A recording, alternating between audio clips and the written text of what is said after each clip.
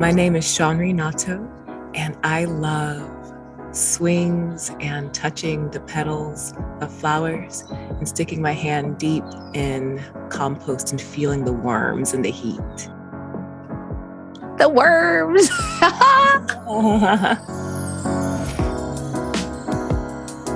Hello, and welcome. This is Alexandra Loves, also known as Aya Iwo Riosa, and I'm here with who? My furry cosmic guardian, Cyrus and Bisu, joyfully coming to you from the Moon Garden Temple, where the wisdom is nourished, awakening is embraced, and fun is encouraged. And if you want to check out more about the Moon Garden Temple, our website is themoongardentemple.com. This is the second of the last 3 episodes of the first evolution of this podcast, and I'm so glad that you have joined me thus far. I think there's maybe like 20 episodes that have been released over the last 2 years. It's taken a little time to get them all out, but here they are. And we've had so many awesome guests. We've had intuitive healers and grandmas and justice advocates and medicine women and so much more. Thank you for supporting. Thank you for being present. And as always, if you like what you're hearing on this podcast, like, subscribe, and of course, review. And hey, share with a friend. I know that there are people that you know that want to hear some of the content that's happening here on this podcast in this audio space.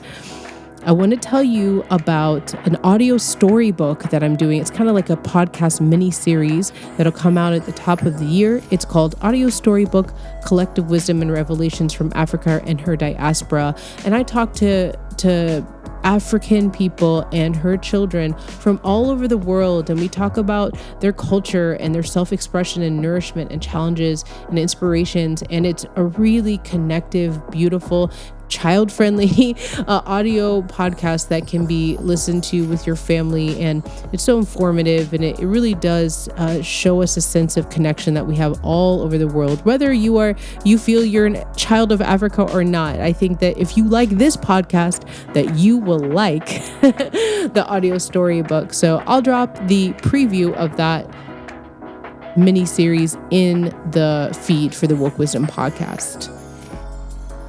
Today is a first for the Woke Wisdom podcast because this is the first time I'm chatting with a guest with whom I've only known from afar. All my other guests have been collaborators, friends, or something like that. So I'm so happy that this guest said yes. I first noticed her because her posts were so delightful. I just felt so lifted and light and open when I saw her posts. And something I noticed about her that I love is that she genuinely desires that everyone enjoy themselves. And that's such a radical and organic way to be. This guest is all about grace and love on a real level, and I think you're going to feel that. Shawnrey Notto works as a facilitator in the areas of embodiment, empowerment, sensuality, and self-love, inspiring people to rediscover joy, pleasure, freedom, and confidence in their bodies, intimate relationships, and leadership internationally. She is the best-selling author of The Sensual Intelligence, The Lost IQ, which I have this book, and I love this book, which guides readers on how to seduce themselves to joy and fall in love with their bodies. She has 15 years plus of experience in dance, performance, education, yoga, and intimacy coaching. She has had the honor of working one-on-one with leaders and facilitating conferences and events where she has a way of getting people out of their comfort zone and connecting in a fun way. She believes that we can change the world starting with our relationships with our own bodies. Let's take a deep breath and welcome Shawnrey Notto. Thank you for being here today. We don't know each other that well, and I know that it's a little bit of a leap to say yes to somebody you don't know very well, but I'm just so grateful in my heart that you said yes and you showed up. Thank you. I feel so grateful. I feel like enveloped in your bubble of, it actually feels like more substantial than a bubble of love. It's just like a force field. Like a definitely an entity of love. So thank you so much. Aw, you're so sweet. And you look so lovely today. Thank you. People cannot hear, or people cannot, see, but you are just glowing. We're both wearing yellow. You're wearing this like golden yellow with this beautiful like band around your neck, and the sun is shining, and I could hear the birds in the background. I'm so glad you decided to do this outside, because it just really sort of reflects the brightness and Mother Natureness of you. So I'm glad that I get to look at you while we're doing this interview and absorb your beauty and your grace. Oh, yay. Thank you. Yeah. Thanks. So my first question for you, Shawnrey, is if you could be an animal or a non-human, what would you be and why?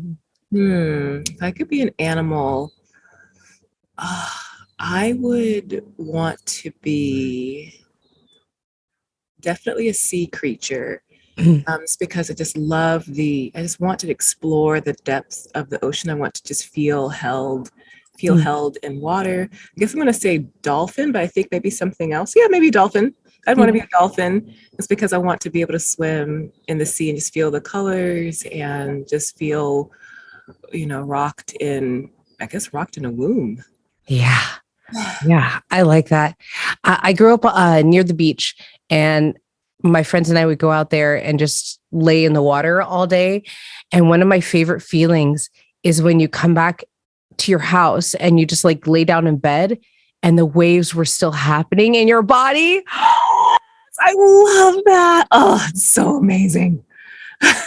Literally, it's a highlight of my life whenever I can recreate that, where if I'm going somewhere and I'm like, I'm just going to lay in the water for a while. I don't care if it's cold. I'm going. See you all later. Oh, it's so amazing. I love that. I feel like it's so magical. Yes. Like the ocean living inside of us still. Truth. It's a testament to that connection, right? Mm-hmm. Is there something significant that you discovered about yourself in this past year that you could share with us? Yes. Well, honestly, finishing this book, the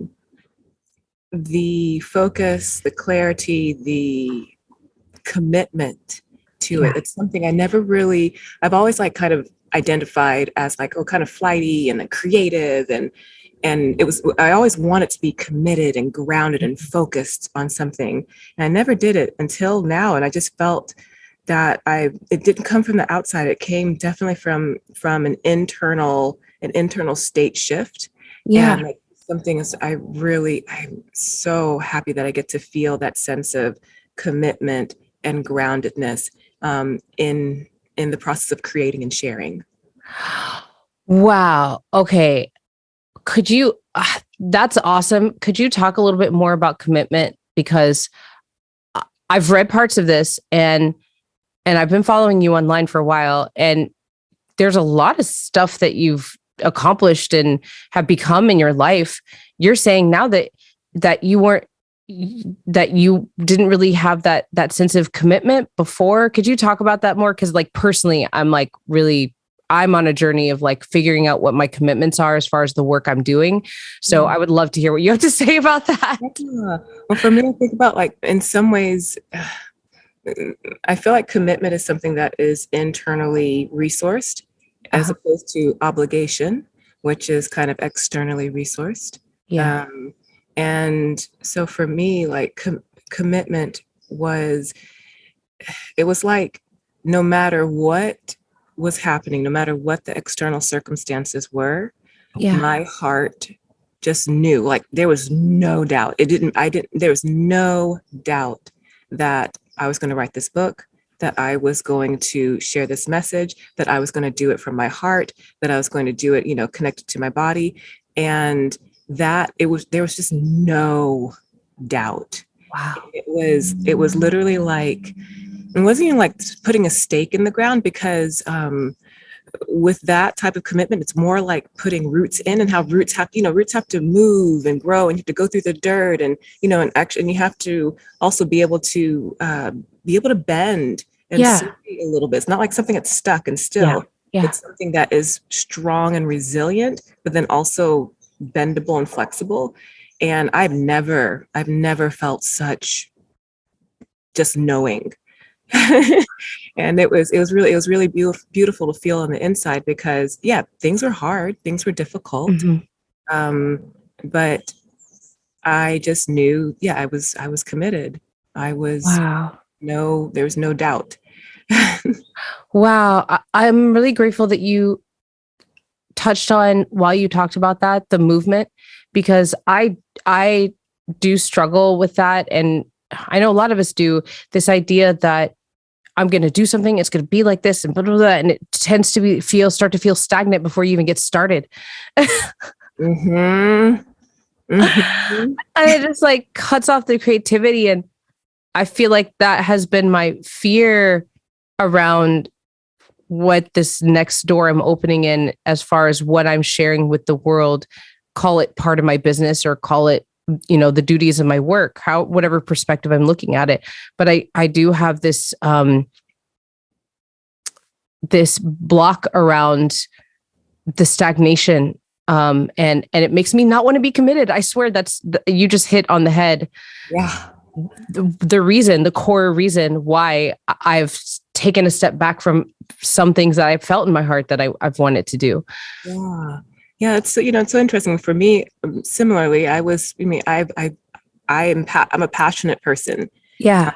And so I would start things and it would get to a certain point. Yeah. And then a circumstance would happen. Something would happen. Yeah. And it would get hard. And then I would, it wasn't like exactly excuses. I would just feel overwhelmed by whatever the circumstance was. And this time around, I guess it was definitely having a clear goal. A clear goal, and then also a knowledge and acknowledgement of my tendencies. So it was just such a dream of mine. And also, so I'm trying to think about, just addressing when you're speaking about, when it gets started, but then you get afraid of being stagnant. Mm-hmm. And that's, for me, one huge thing that happened whenever I felt stopped, even though I knew I was going to keep on going. At some point, I literally had to surrender. I mean, it was like this interesting, like, dom sub type of relationship between myself and my work, where initially I thought that I was the one who was in control. It's like, I'm going to try to do this thing, I'm going to make it happen, et cetera, et cetera, et cetera. Literally, I mean, and I couldn't do that. It wasn't sustainable. It wasn't sustainable for me. It wasn't sustainable for the work. And then at some point, I was like, I have to surrender. I have to surrender and listen to the soul, the spirit of this work. And when I did that, so it was complete transformation in just how I just realized. I was like, oh, this book, this process is changing me, is shaping me. Let me allow myself to surrender and to be the follow instead of trying to be the lead in this process. And it was crazy to feel, but that's it's a definite shift. Yeah. And in your effort, in the energy, and in self. I mean, that's like you can't be stagnant when the soul of your work is talking to you, or is doing the work. That's right. Wow. Okay, episode over. That's what we needed. You just changed all of our lives. Thank you.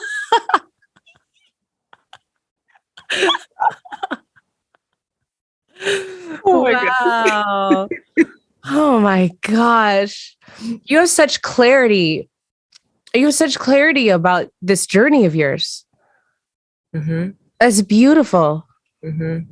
It's beautiful to feel as well. I mean, anyone who's known me from before and after. I mean, I've always been on a journey of growth. growth, transformation. And then, this was something else. The reason why is because I don't know about other works, but especially a book, when writing a book, there was no one else. I couldn't blame anyone else. I couldn't put anything on anyone. If the book didn't get written, that was me. If it looked like shit, that was me. If that was it. It was in, and reading it, that, that's me. There's nothing, it was a really big, consistent mirror that I couldn't put any projections on anything or anyone. And so I had to just sit there and be with myself in a way that, that's similar to what, when we're meditating. It's like a very long meditative state.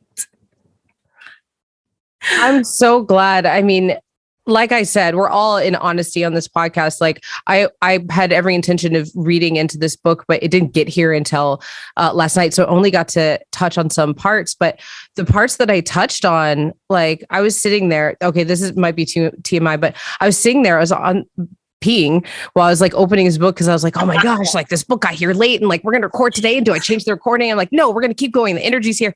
And so I was like, sitting on I'm carrying this book around in between appointments this morning. So I was sitting in the bathroom and I was sitting there reading, and like, I have a cushy butt. My butt does not get pins and needles very often because I have a lot of cushion. Right.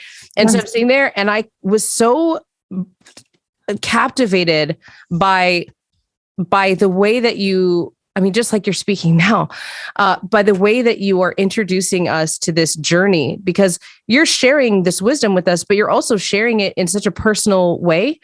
It's such a beautiful thing. My butt started getting, like I sat there long enough, my butt started getting tingles. And I was like, how long have I been sitting here? I'm like, the earth, spirit, sensual embodiment. I'm like, everybody needs to read this. Oh, it's so good. Oh, gosh. And I got brought into, so you're saying about the meditation, I got brought into that. The clarity with which you share this wisdom is really, it's clear and it's concise, but it also feels very like there's like a flow, like we were talking about water before. It's just like these waves of it almost sounds like I'm talking to you when I'm reading this book. And I really appreciate that. It so obviously came from your heart. I can feel that when I read these parts that I've read. Yay. Yeah. Yeah. Thank you. So, Shawnrey, if you could sit down with anybody in the world that has passed and have dinner with them and chat with them, hang out, who would it be?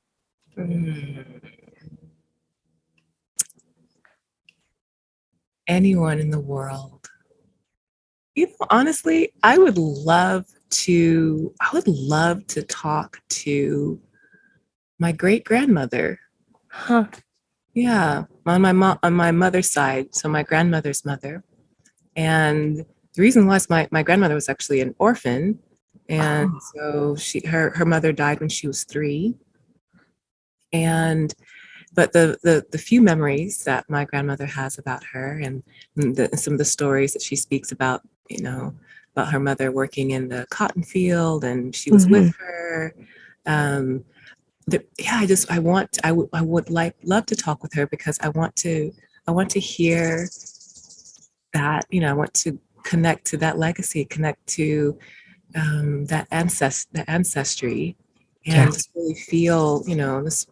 It's also a kind of way of connecting more to my grandmother. It's connecting to that lineage. I feel like that's something that, especially, as a black woman, that is just really, there's something really profound and really interesting about having lost one's mother. Yeah. Yeah, and then I don't know, it's for some reason that it just came up when thinking about my grandmother initially feeling that she didn't know how to mother because she didn't have a mother. Wow. And in those times too, it's like the loss of, even if it wasn't named this way, but the natural feeling in a human of of being in dehumanizing conditions. Mm-hmm. And then to also have that loss, there's a lot to bear there. Yeah. Yeah. And so, I- yeah. Mm-hmm.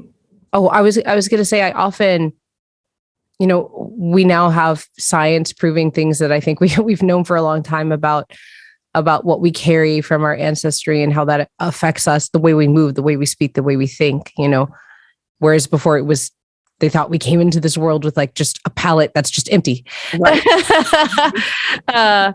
And our ancients know that that's not right. But I wonder if in your journey, have you had, because you embody sensuality and you teach and you've worked with so many people, your skills and your internal intelligence around this is really profound. Have you found stop-ups that you can directly attribute? Have you found blockages that you can directly attribute to being in a body that, identified as Black and what you're carrying from your ancestors, possibly even your grandmother? Can I find blockages or anything, obstacles or from that? Yeah. Have you detected those in this journey? In this journey, in some ways, I actually feel that a little bit the opposite. And I'll say this is because speaking of my grandmother, so my mother was, she wasn't an affectionate person. I mean, there's no, there wasn't the hugging and the kissing. She was just like, she's like, like the strong, she's like a strong one. She was the strong one. And I was like and I, for some reason, came out like, very affectionate and very, out there. And I remember my grandmother, I remember one day I was just looking at my mom and just looking at her, and my mom was like, stop, look, what are you staring at? What you looking at? And my grandmother said, stop talking to that girl like that. She's just loving you with her eyes. Oh, she saw that. And, and she was also the one where I would sit down and she would just sometimes just stroke my cheek or my neck, and I would get all shivery. And that was like that was the most touch that I had received from my parents. From her. And so honestly, I feel like I gained a lot from her touch and from her attention to my heart. And because it was in juxtaposition with my mom, who initially was very closed and shut down. Mm-hmm. And so being able to see kind of like both of those sides of and in Black family.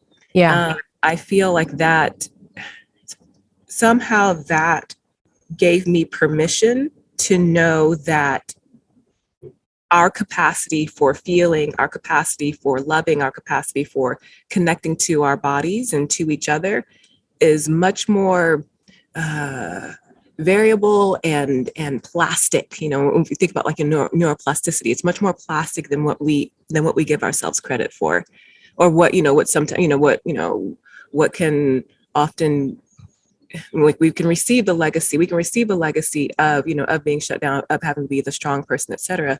Then also it's not set in stone. Like, that legacy is not set in stone for us. We don't have to follow that. And in some ways, I feel like just seeing my grandmother and feeling her touch in that way, I allowed that part of our legacy, which I feel is like before slavery, and also despite slavery and persecution, I felt that, and that's what I wanted to. That's what I was like, oh, this is possible. This is what I want to live. This is what I want to share. Yeah. Yeah. Wow. I love this, because there is this one-sided story that we sometimes get. If we see it, then we'll just repeat it, or we might go in the exact opposite direction. But I can think of times in my life where maybe the primary care I was getting, or maybe it's in school, the primary exposure I'm getting is one way, but because of people in my life, or a friend in my life, or some family member is showing me something else, that's all that was needed to sort of unlock in my heart. Yeah.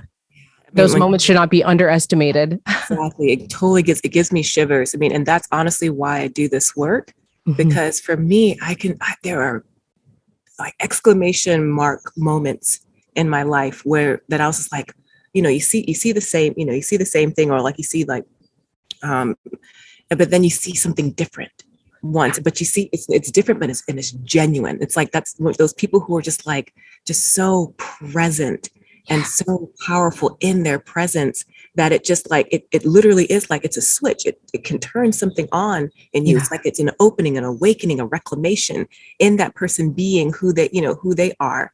And so like with my grandmother, and there was like, I remember seeing my aunt. I mean, I used to be like ashamed of my teeth and didn't want to laugh or anything, but she just one day just threw her head back and just cackled. And I just remember just being mesmerized by seeing this Black woman just so free in this laugh. And I was just like, oh, I want that. I mean, I had shame. I had shame inside my body. I had plenty of shame and like wanting to hide and stuff inside my body. It was there. It was alive. But those moments, those exclamation mark moments that came up that showed me that there is something different possible. Those are the moments that changed my life. And that's the reason I teach this, because I want people to experience that, so that when they are out and about in the world, that they like have an exclamation mark moment for someone else, and then inspire that person to live. Wow. And what a reason to live free. We've been talking about this for more publicly everywhere for years. It's like one of the biggest radical things we can do is to be free and to be ourselves, and what that does for other people. I remember once I went to, I think it was my first trip to like Puerto Rico. I went to Puerto Rico and Dominican Republic. It was in 2008. And it was, I've always had kind of a Buddha belly. Like, even if I'm really like technically skinny, at my skinniest, I always still have like a Buddha belly. It's just the shape, and I have wide hips and a wide butt. So like, it's like a big ball, like, and no torso. So I am shaped like a ball in many ways. All legs and yeah, legs and a ball. Yep. And a tiny waist too. So it's just like this pinched off, but it's really funny. I've learned to really love that about myself. But at that time, I didn't have a lot of exposure, and my mom didn't wear clothes that showed off her form really for whatever reasons. Like, it's not like she needed to, it's just, I just didn't have the examples in front of me. And I remember going to Puerto Rico and Dominican Republic and seeing so many women on those islands wear clothing where their bellies were just out and hanging down, just out to touch the sun. And I was like, and then I'd like go to the beach and people wearing swimsuits and bikinis, and their bodies were just like round. And I was like, I can't even believe that. At that time, I think I was 20, I had already made it to like 29 or something like that. And I was like, I can't believe that I've gone this long without having this example for me to embody for myself, and then get me closer to a freedom. This is like taking some power and freedom back about myself and how I show up in the world. Yes. All up and down my body. Yes. You're like a sensuality barometer, like a freedom barometer. Freedom, sensuality, joy, expression, truth. Yes. I'm just imagining you in a session or something, and every time somebody like has a breakthrough, you're like, ah. You're walking down the store to shopping mall. Be like, I found the shirt I was looking for. I can't wear.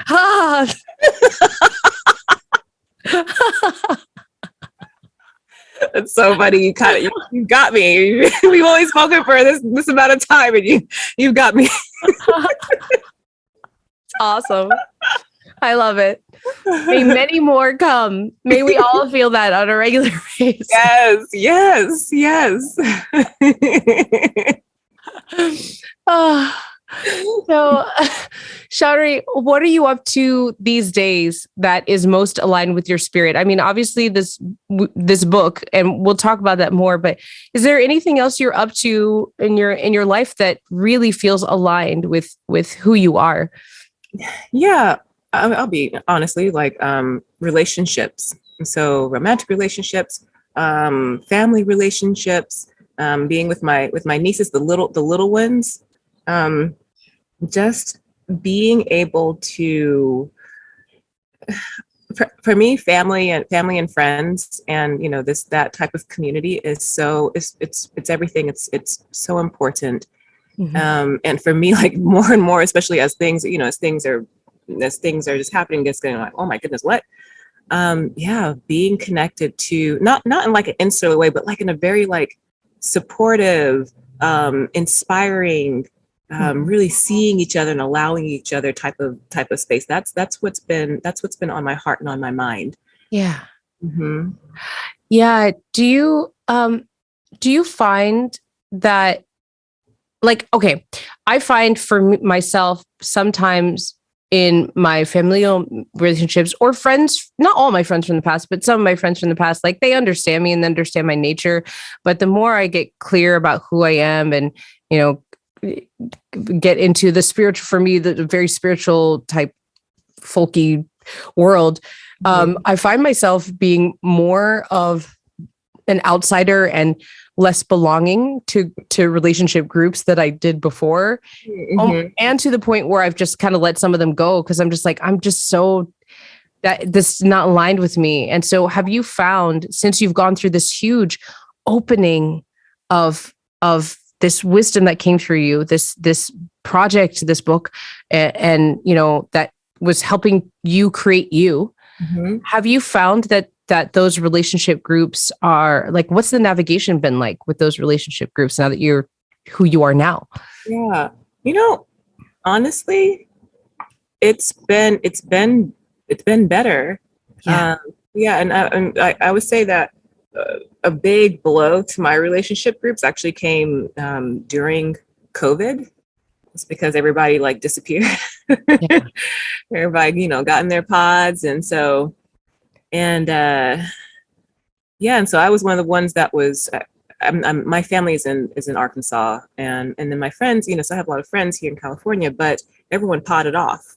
They potted off, they paired off, and so honestly, I was writing the book during one of the physically most loneliest times in my life, and so honestly, I think in some way, such the commitment to that, the deep exploration of it, and then it got birthed. And so when it came out, I think in some way when people were able to read it, people who read it, they got to know me in a different way, and it could have been because the voice that they hadn't heard before, or maybe they just hadn't heard from me period in a while because they had all disappeared. Yeah. And then for me, honestly, the journey that I've been on has made me much more forgiving. Oh, okay. So I just have more spaciousness for the people, the people who are in my life, the people who have been in my life. um I just have I was humbled. I was humbled by this whole experience, and I just have more, yeah, I just have more patience and more spaciousness for people to be, for people to be who they're being. Yeah. Yes, that was Yeah. my personal experience. I did notice myself. I was hermiting before COVID quite a bit, and into that beginning of 2020, the dates are all smushing together now, but at the beginning of 2020, okay, yeah, it was 2020 because I started to come out. I was like, I'm just going to come out. And I started getting more active and in the Yeah. community. And then we had stay at home orders like 3 months later. And I was like, what? And so, Uh-huh.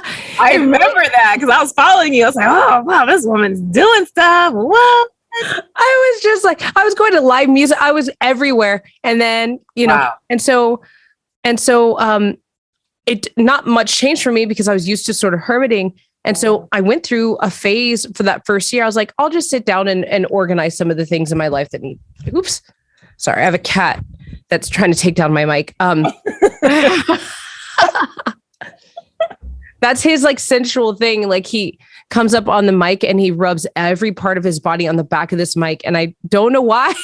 only during recording, not during any other time of the day. Yeah, he's like, I know where your attention is. Exactly. He's gonna hit, or your kitty's following the energy. Exactly. Oh, this baby.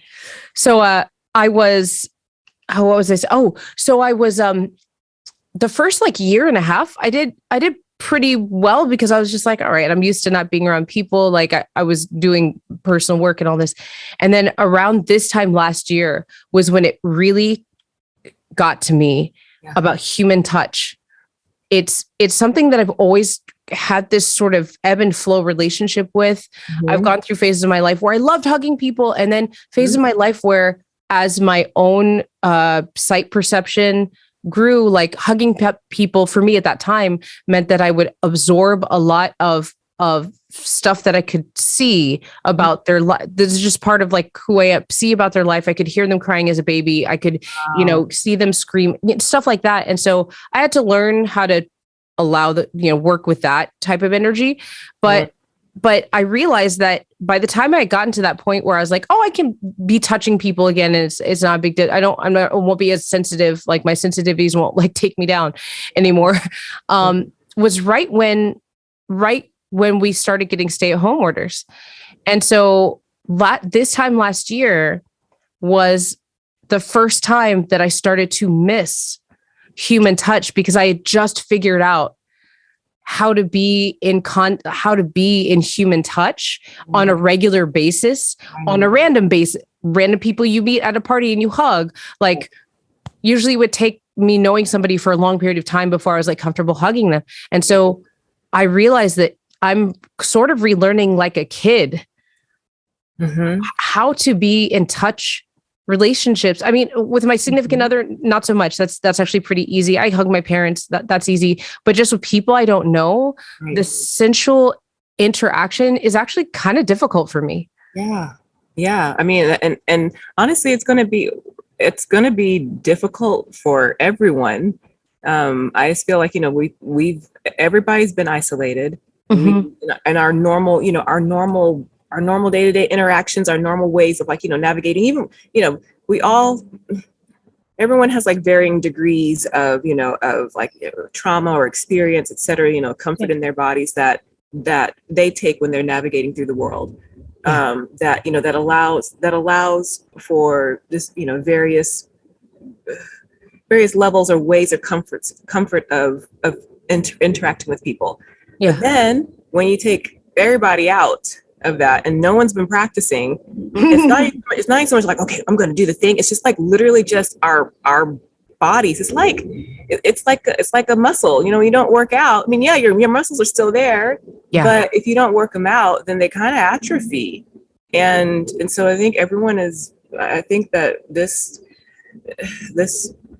created a kind of, sensual atrophy for a lot of people. And then especially if if people hadn't had a practice before, hadn't had awareness before, then I think they can kind of get exacerbated. So yes, I mean, I think that having during the pandemic, I actually was teaching just some self-touch, classes, self-soothing, like the combination of meditation, breathing, self-love, self-touch, just so that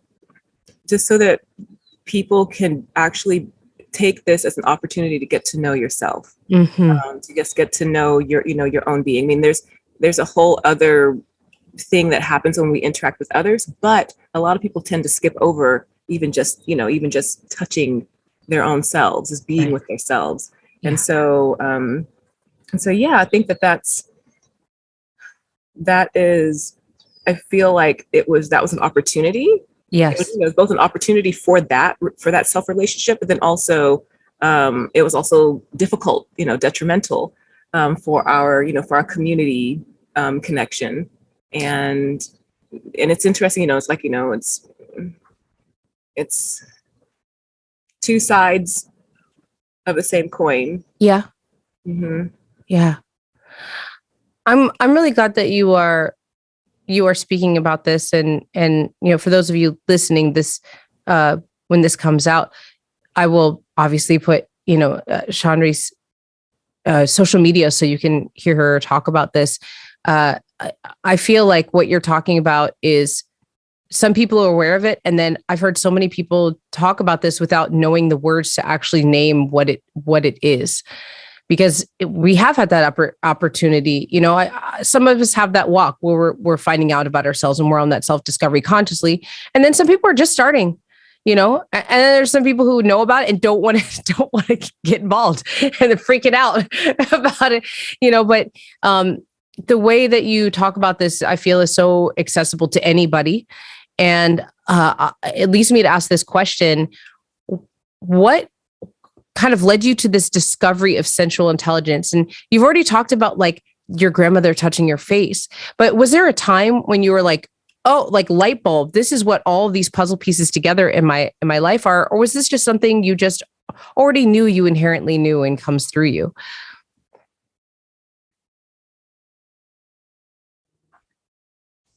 It was a combination. So I was always a curious kid. I was curious about the body. It's interesting. I was curious and I was terrified at the same time. And so I was curious because I think that's just me. I was terrified because I just grew up in a strict household about, that didn't talk about the bodies. I didn't talk about, touching or anything like that. And so, and because of that, I feel like I ended up getting introduced to my body and its expression in a way that felt fearful. But in that fear, it also brought an attention to it, brought a kind of focus. And so, I mean, I talk about in the book, like, my mentor there's a white man mentor who took advantage of me when I was 16. I'd never been kissed. I'd never had anything. I'd never dated. And, he started touching me and doing all these, this touching and kissing and all these different things. And it was horrible. It was horrible. It was nightmarish. And I just completely shut down.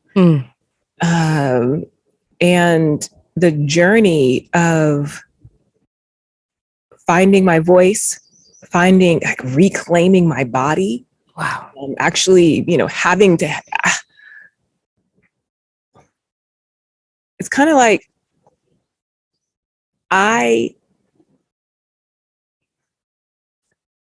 when I had when he molested me, I completely shut down. And I was shut down in this body that I was already a little bit scared of because of my upbringing. And I was so deeply shut down that it was just like, it's kind of like, when you hit rock bottom. That was why I eventually took a dance class. The dance class, they invited us to create any kind of solo, anything that we wanted. Yeah. And in that class, the solo that I made was an expression of all of the rage and the confusion and hurt and anger and sadness and grief that I wasn't able to verbally express to anybody about what had happened.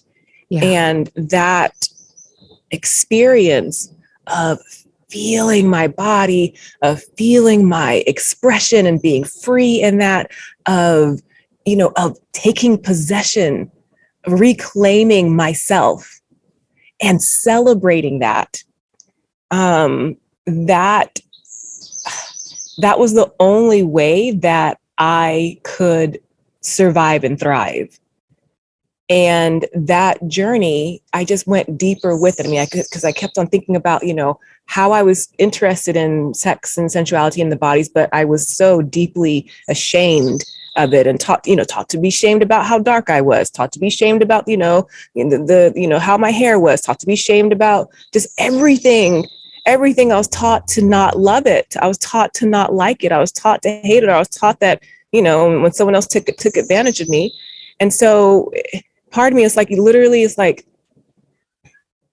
sensuality. The reason why I focus on sensuality as opposed to sexuality is because sensuality is an opportunity to feel, to actually just feel and be present and be in reverence.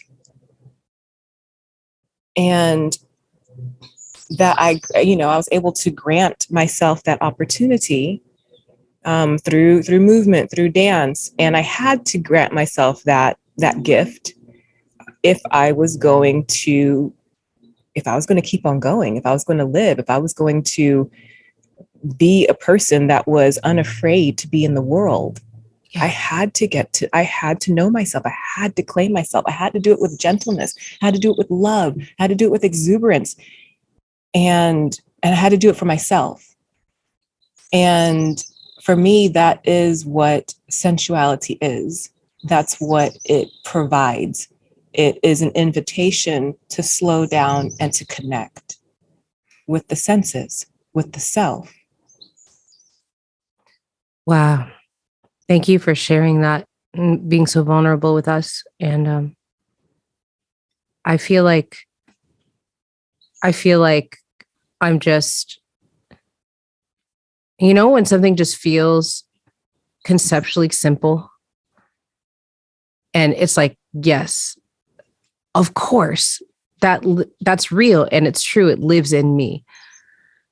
That's how I feel when you're talking about this. And what an amazing pathway to heal from all the traumas, big, small, or, I don't want to call anybody's trauma small, but anything from the stubbed toe to a violent act.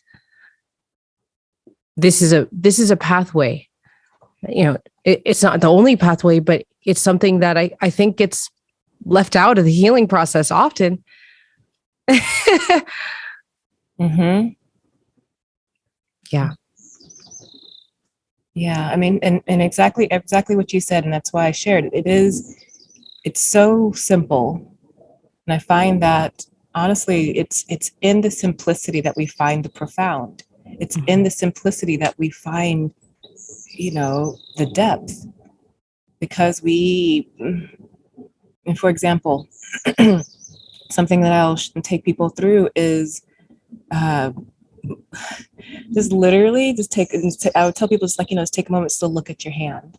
Yeah. And then to like feel your own skin, just to feel the skin on your hand and just to slow down and just to take your time with it.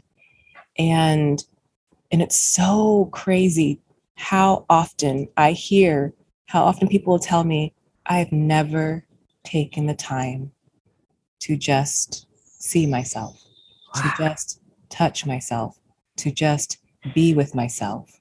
Mm-hmm. And it's a simple, it's a simple touch. It's a simple, focusing of attention and not trying to do a bunch of things. It's just being.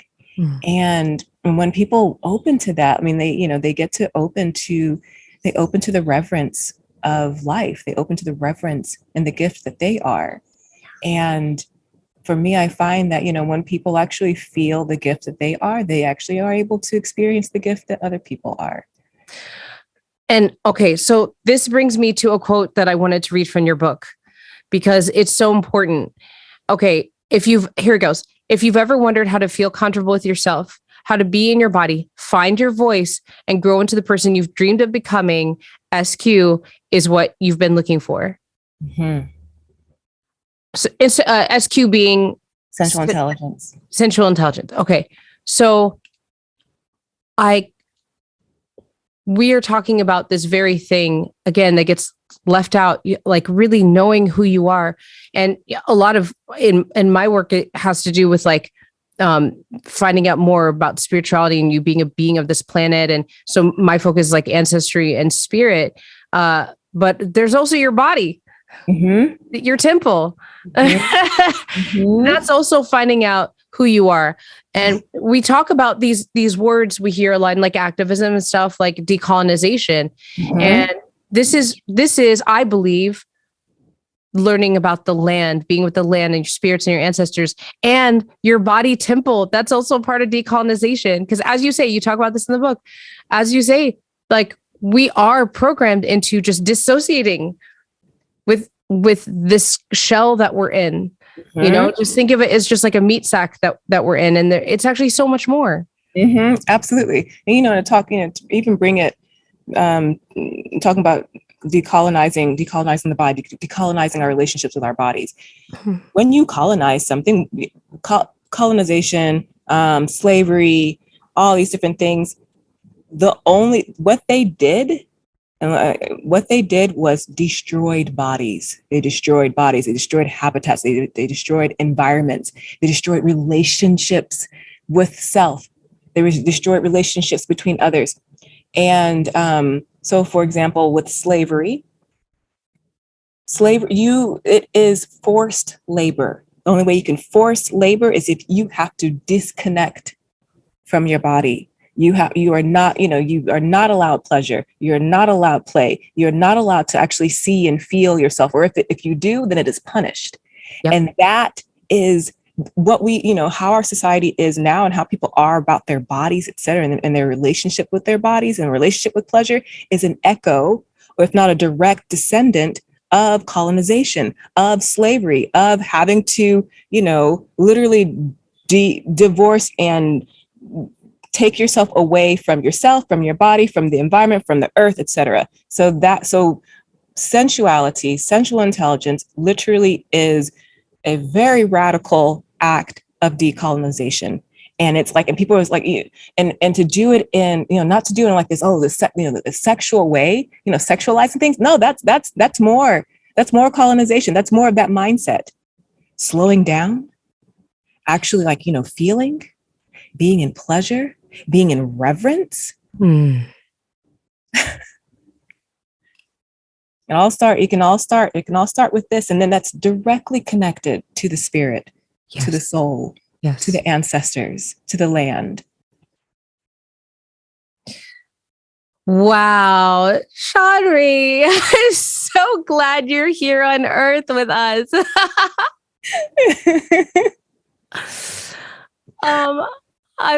You're blowing my mind. And this might seem like a tangent, but we're both dancers. And one of the things that I'm getting back into is, as I clear my own trauma and find out different things about my new body that I'm in at 39, right? Is I've been asking myself I'm a dancer, and what does that mean now?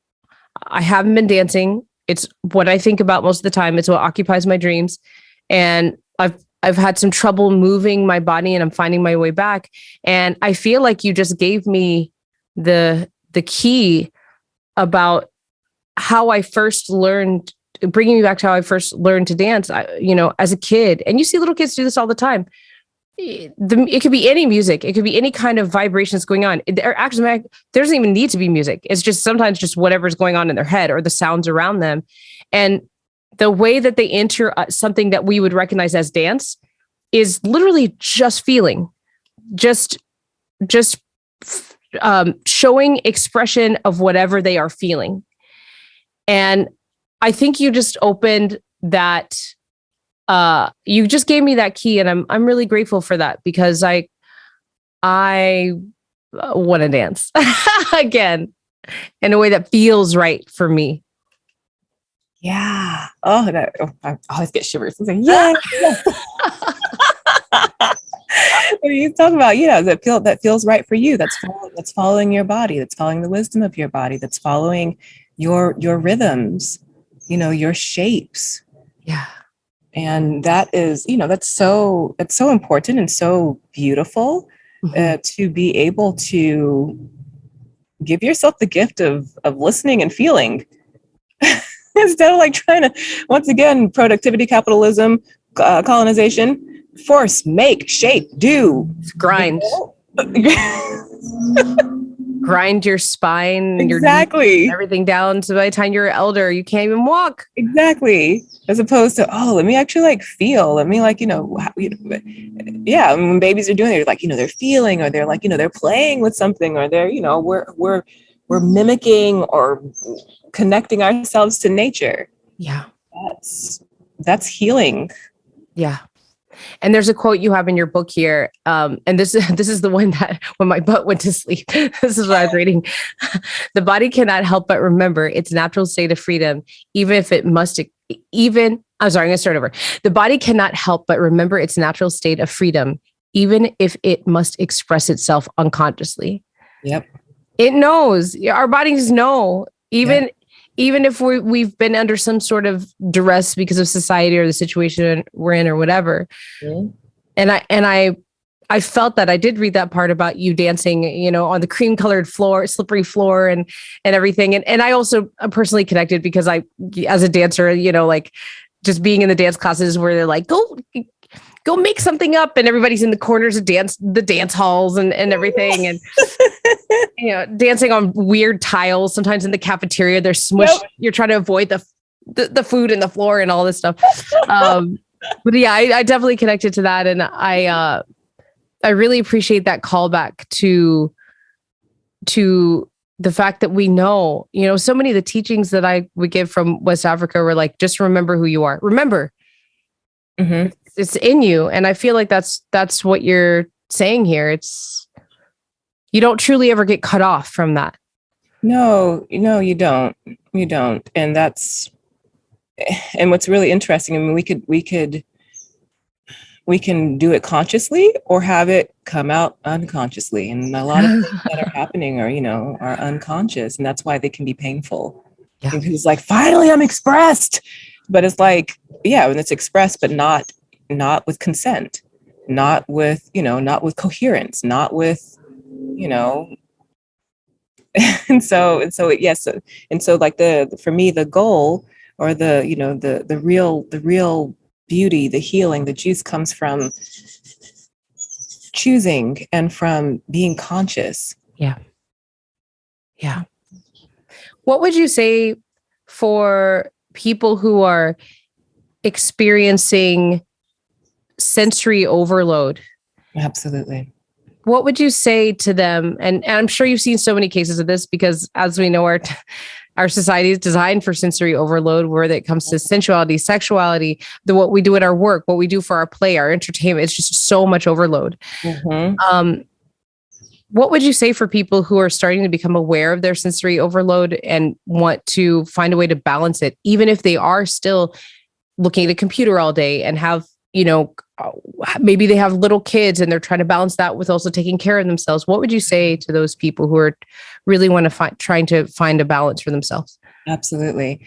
So one thing I find initially is that whenever this is not across the board. One thing that I've found is that sometimes when we are experiencing sensory overload, mm-hmm. It can happen because we haven't actually, if you don't know yourself, if you aren't connected with the tool of your body, then mm-hmm. it's harder to really work with it. I mean, it's like with any relationship. And so a lot of times we'll find we are so thrust into society and into rules that tell us subconsciously and overtly, don't listen to yourself. Don't pay attention to your needs. Don't have any boundaries. Keep overgiving. Keep doing these different things. And so what ends up happening is we have trained our bodies, our systems, to not be able to listen and it's the listening that allows us to regulate. It's that, and then the regulation, and it's not like it's like, oh, now that I know my body, then suddenly everything's gonna be great. No, it's not that at all. But it definitely contributes to our ability to not try to take on everything, because that's what we're told to do. We're told to take on everything, all, and so like the hours on social media, all the different news, and so one thing I would say, the first thing I would say is that if you are feeling overwhelmed, don't blame yourself, and don't make yourself wrong, because I think that's one thing that it's been created in the fabric of our society. Yeah. That tendency. And then the very first thing, and that honestly, that self-forgiveness, that's your first healthy boundary. That can go a long way. Exactly. That's and like being able to feel a healthy boundary. It's like it feels different, right? I mean, when you started going through that journey, it's like texturally, it just the texture of your body, like, how you breathe. When you are in that state of self-forgiveness of, for whatever it is, then you occupy yourself in a different way. So I would say first that, and wherever it is, it's like, oh, I'm feeling overwhelmed with that. I'm feeling, da da da.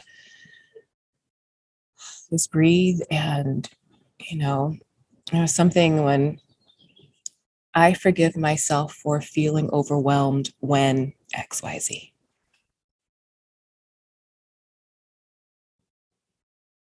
And I'm going to be saying that. Yeah. And honestly, that's step one. Yeah. And then everyone, there's like different, depending on, what our circumstances are, if you have children, that's another, that's a whole, what are the stories that we tell ourselves about child rearing? What are the stories that we tell ourselves about where we should be and where we have to be? And then and then if we're feeling guilt, in our community. And so those are the very first thing I feel in creating a loving boundary, is that I forgive myself for feeling overwhelmed or etc. when XYZ. Wow. Thank you. Shawnrey, I have a couple more questions for you. Mm-hmm. If the Shawnrey of 20 years ago walked into your dwelling right now and wanted to talk to you, what would you say to her? Oh, okay. Me right now talk to Shawnrey of 20 years ago? Yes, what would you say to her? Oh my gosh. She was... I would tell her, you go, girl. You do your thing. I love your self-confidence. I love that you just are totally walking your own path and doing your own thing. I'm proud of you. Keep on doing that. Don't forget it. Don't let it, don't forget it, and don't leave it behind. Yeah. Beautiful. I love it. My last question for you is, what is your blessing for this world? My blessing for this world is for everyone to feel the immense gift that they are and that they can be for others.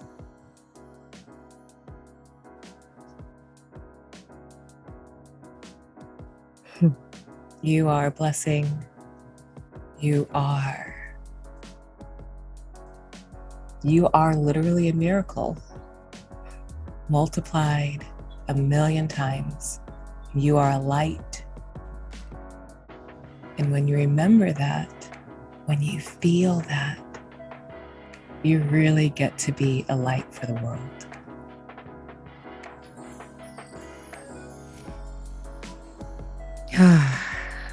Thank you. Mm-hmm. Thank you for being you and spending time with us today and sharing your wisdom with us.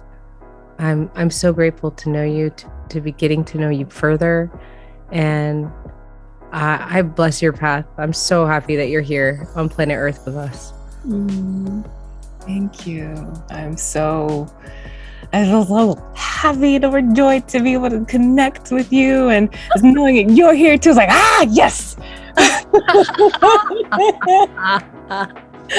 And I'm so happy that you are, awakening kindred spirits, awakening spirits, sharing love, showing this path, living that path. Thank you. It lightens up my heart. And just like I said, you are being your light. It just invites me to be mine even more too. Word. Thank you.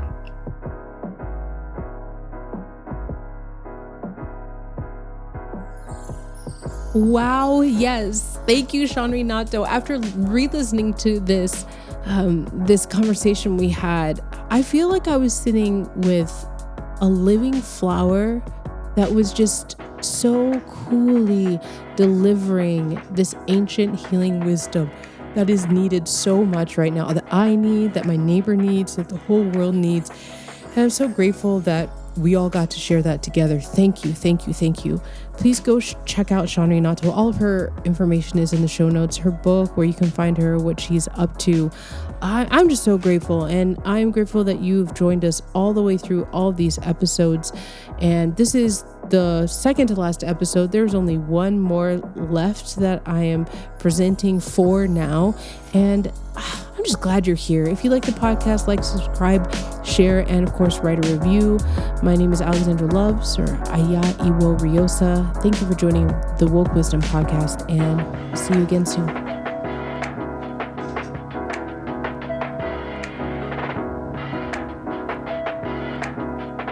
The original and healthy beats for this podcast were created by Quincy Davis. I put his info in the show notes. The Woke Wisdom Podcast was written, created, and edited by me, Alexandra Loves. It is a production of the Moon Garden Temple. And my guests, of course, they bring their own wisdom. If you resonate with anything you heard today, please help us spread these messages and help get the podcast growing by rating and reviewing us on Apple Podcasts or wherever you listen. It just takes a few clicks. Clickety click, clickety click, click, click. You can contact me or the podcast at wokewisdompodcast@gmail.com. And look, I used to read the disclaimer at the end of every episode. I'm not doing that anymore. It's too long. If you really want to see the disclaimer, it's on our website, or it's at the end of our very first episode, Orientation and Welcome. And if you're new to this podcast, I highly suggest you check that episode out. It's awesome. It kind of lays the land for what we talk about here and the way we roll. So thank you, everyone. Be blessed, and we'll catch you on the next one.